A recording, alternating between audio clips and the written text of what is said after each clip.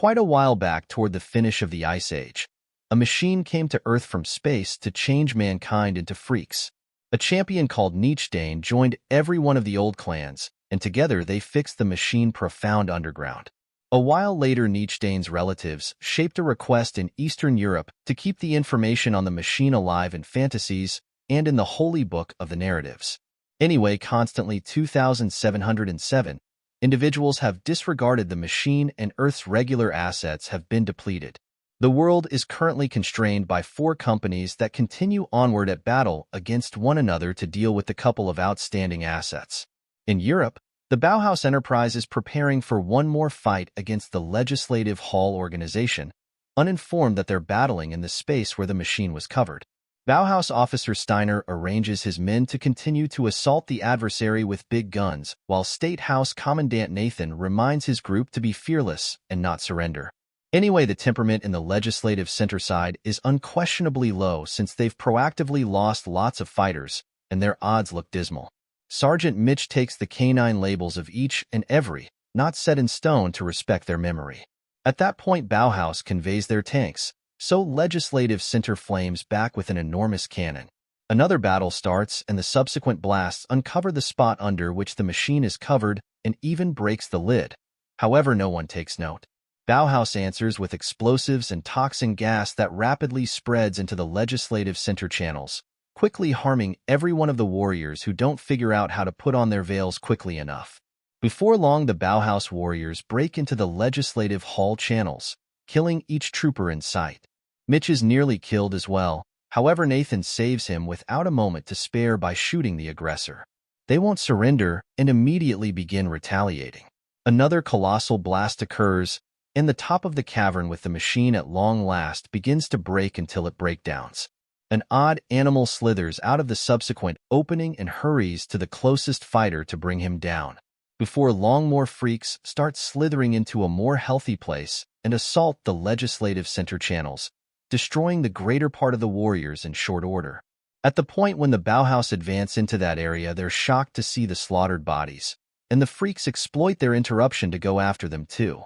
In the interim, Nathan and Mitch are sneaking around to make do. They don't see the freaks, so when they find the groups of their friends, they figure Bauhaus made it happen. Ultimately, Nathan runs over Steiner, and they fault each other for the ongoing circumstance, so a blade battle follows. They scarcely get to move before warriors from the 2 sides encompass them. Freaks keep on emerging from the opening and utilize the sword-like hands to kill each warrior in their way. At long last, considering the beasts, Nathan and Steiner consent to collaborate, and the 2 militaries open fire against the animals. In the battle, Jesus gets truly injured. Fortunately, a departure plane before long shows up, so Nathan gets an automatic rifle and runs off to occupy the freaks while the survivors retreat securely. Mitch figures out how to convey Jesus to the plane and watches with sickening apprehension how Nathan runs out of ammunition and is encircled by the beasts. In a little while, the insight about the freaks' delivery arrives at the request for Nietzsche. The pioneer sibling Samuel and a quiet religious woman named Severian go to the cloister's mystery space to check the narratives of freaks, trusting it will let them know how to obliterate the machine.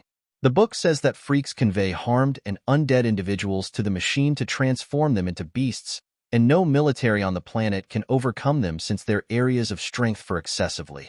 Anyway, the book likewise predicts that there's a favored one who will actually want to obliterate the machine. Then, at that point, Samuel coordinates a gathering with the heads of the 4 partnerships to examine what is happening.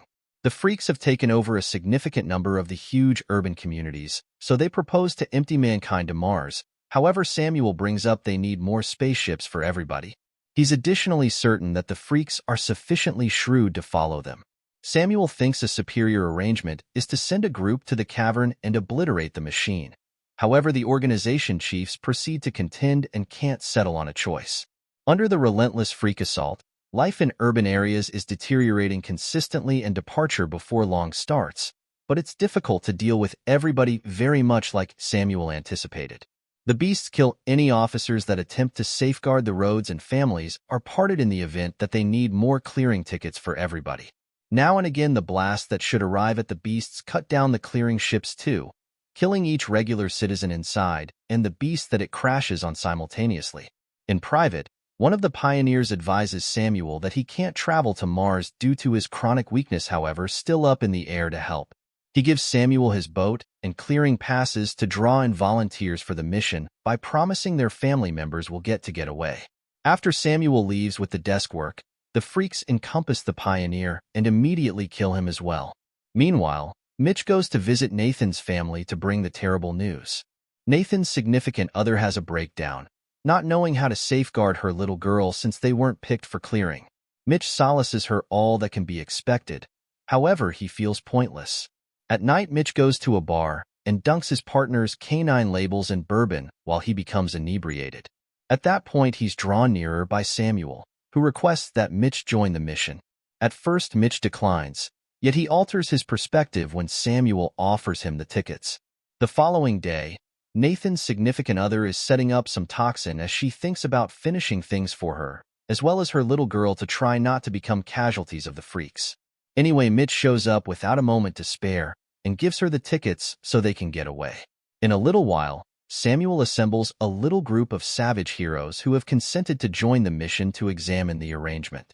They'll need to go through a progression of underground passages and plant an exceptional bomb in the middle, which should be enacted with a key that ought to be in the machine. However, they doesn't know.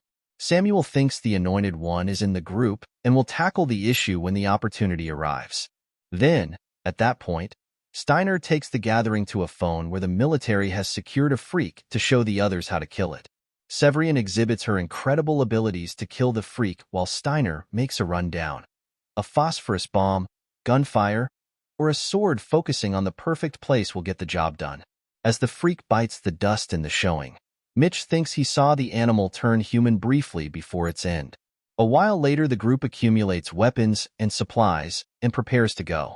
Prior to boarding the airplane, they got a bunch of sacrosanct blades. The carrier shakes a considerable amount yet figures out how to take off securely. During the flight, the group shares anecdotes about the friends and family they gave the passes to. Unexpectedly, they notice a non-military personnel transport coming right at them, so they attempt to reach them to request that they take a different path. However, there's no response. It turns out the regular citizen airplane has been captured by freaks, so Samuel's gathering starts shooting at them. After a couple of bombed shots, they forget about the hostile boat in the mists, just for their own vehicle to get hit with a major blast unexpectedly. The airplane bursts into flames, and the group is compelled to rush to the getaway case, which is stuck and will not disconnect. The pilot is seriously harmed and utilizes the manual switch with his final gasp, permitting the getaway case to at last go free. The parachute is delivered to assist with the arrival. However, the container is too weighty and the parachute before long breaks. The case begins falling at an extremely risky speed, and the group squabbles over when to open the reinforcement, just for the container to collide with a structure out of nowhere.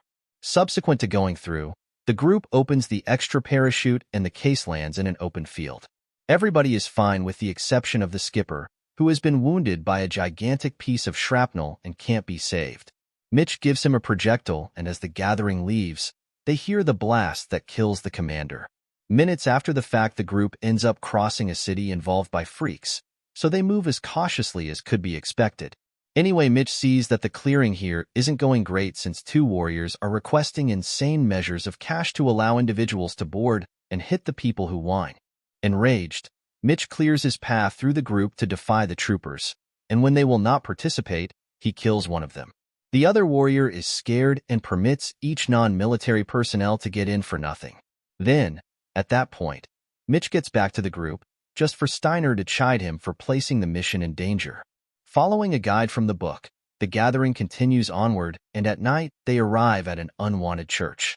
As indicated by the accounts, there are secret passages under that could take them to the machine. They enter the congregation by bringing down themselves through the rooftop with some rope and are creeped by every one of the strict sculptures, also a huge number of bones in each corner. Following the narratives, they cross the sepulchres and at last track down the lost city of the people of yore. As indicated by the book, the deep opening will take them to the passages, meaning now they need to rappel 60 stories down. First, Kim Woo sets up a traction at the top to give cover from the lift lodge. Then the group gets the rope and starts the plummet. Moving cautiously, they arrive at the distance referenced in the book, but they see no entry. Samuel chooses to counsel the narratives and gets so occupied that he slips and falls. Mitch attempts to get him, but the chain separates and Samuel falls. Luckily, it's anything but a long fall and Samuel is fine. Yet there are lots of freaks hanging tight for them.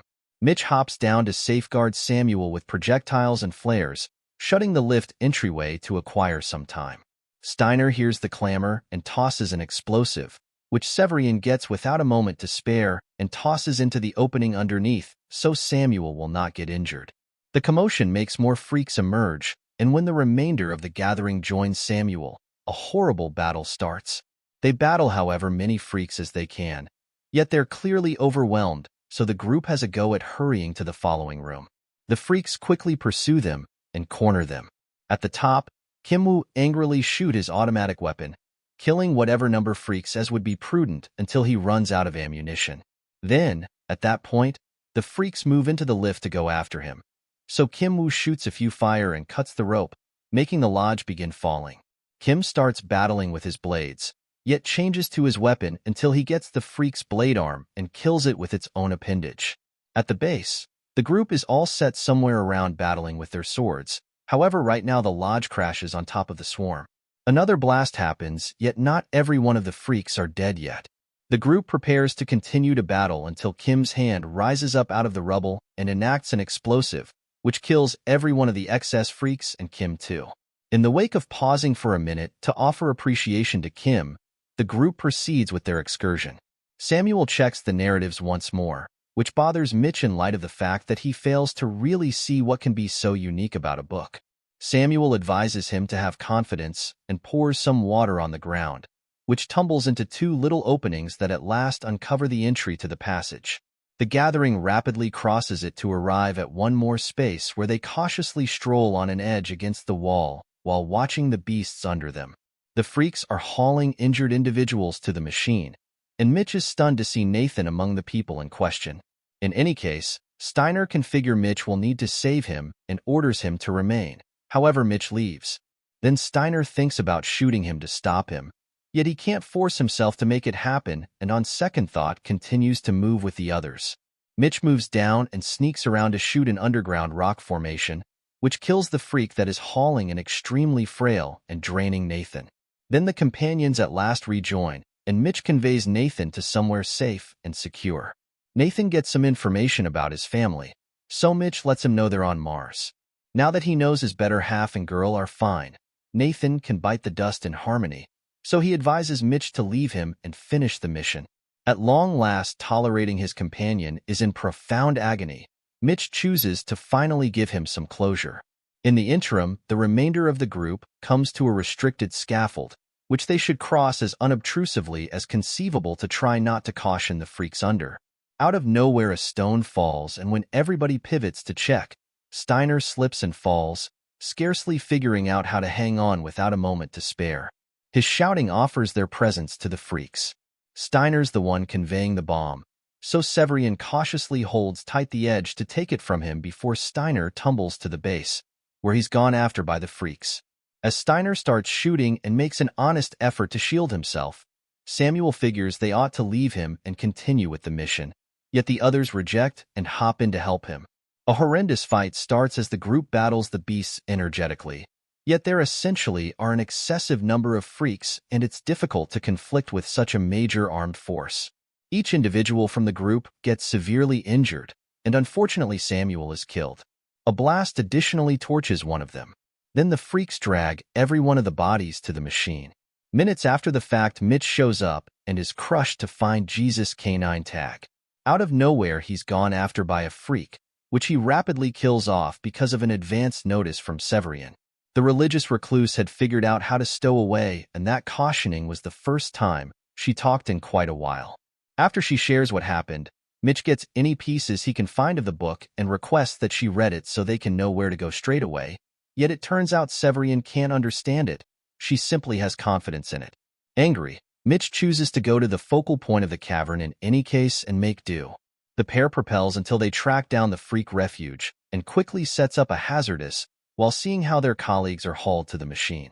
The dangerous blocks the entry and kills a couple of freaks off, so Mitch can hurry to deliver Valerie and Steiner. Then, At that point, Mitch glimpses inside the pit in the focal point of the cavern, finding a weird system with individuals joined to it. Obviously, it transforms individuals into freaks after a total revolution. Severian and Valerie attach themselves with a rope and go to the core of the machine while Mitch and Steiner hold them from a higher place. Before long, the freaks begin getting through the stone heap at the entry, so Steiner lets Mitch to deal with the rope be and goes to stand up to the beasts. With one final salute, he enacts an explosive and goes down as he kills every one of the freaks simultaneously. The heaviness of the rope is a lot for Mitch to deal with alone, and he's hauled to the edge of the pit until he falls. The ladies fall as well and land securely, but Mitch winds up in the component, which actuates to hold him down. Mitch gets presented to radiation, and a mechanical arm embeds different chips in his body. The last chip should go into his head, so Mitch continues to twist his neck to evade it. The machine misses and breaks the ties, all things being equal, so Mitch is allowed to snatch his weapon and annihilate the mechanical arm. Then, at that point, Mitch joins the ladies and utilizations a blade to eliminate the chips. His face is still a piece changed, however he never goes full beast. The gathering at last arrives at the core of the machine, and keeping in mind that Mitch readies the bomb, Severian and Valeria fend off the beasts that come from the two sides. Mitch doesn't comprehend the gadget well and can't figure which opening the detonator goes in, so he needs to sort out the couple of book pages he has. Severian deals with a couple of additional beasts, however freezes when she sees a transformed Samuel approach her. Anyway, she responds when Samuel goes after her and powers herself to battle him. On the opposite end, Valerie kills another freak yet falls all the while, so her body gets cut in two by the turning gadget. Mitch assumes control over her spot and battles different beasts while encouraging Severian to kill Samuel. However, she can't force herself to do that to her valuable guide, and Samuel wounds her prior to pushing her off. A short time later, Samuel and Mitch start battling hand-to-hand. They trade a couple of hits before Mitch figures out how to push Samuel to the ground and starts punching him with his group's canine labels. Samuel pushes him off, and Mitch falls close to a page from the book and a blade. Seeing them together causes him to understand the hallowed sword is the key, so he quickly utilizes it to cut Samuel and additions it in the machine simultaneously. The trapdoor on the roof opens and the construction begins shaking, so Samuel advises Mitch to do a leap of confidence. After some wavering, Mitch bounces down and falls into an underground stream. At the point when he re-emerges, he watches the machine take off, taking off into space to leave Earth for good at long last.